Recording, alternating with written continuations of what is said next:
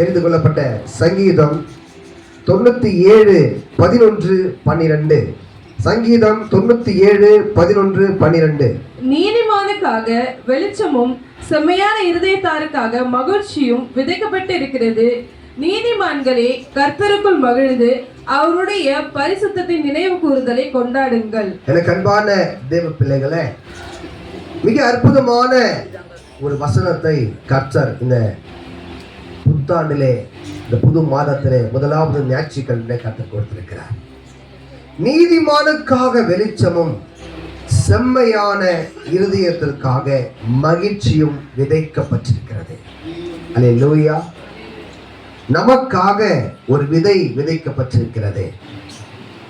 அந்த விதையின் மூலமாக 100 மடங்கு ஆசீர்வாதத்தை கர்த்தர் நமக்காக ஆயுத்தம் பண்ணி வைத்திருக்கிறார். எனக்கு அன்பான தேவ பிள்ளைகளே, நீதிமான் என்று சொன்னால் நாம் தான் நீதிமான். நமக்காக ஆண்டவர் திறந்த வானத்தை வைத்திருக்கிறார். ஒரு பிரகாசமான வெளிச்சத்தை கர்த்தர் நமக்காக இந்த பூமியிலே ஆண்டவர் விரித்து வைத்திருக்கிறார். அது மாத்திரமல்ல, உங்களுடைய இருதயத்திலே மகிழ்ச்சியின் விதையை கர்த்தர் கொடுத்திருக்கிறார்.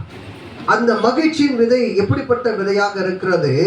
உங்கள் வாழ்நாள் முழுவதும் தித்திக்கிற தேனை போல அந்த சந்தோஷம் உங்கள் குடும்பத்துக்குள்ளே நிறைவான ஒரு மகிழ்ச்சியை கர்த்தர் கொடுக்க போகிறார்.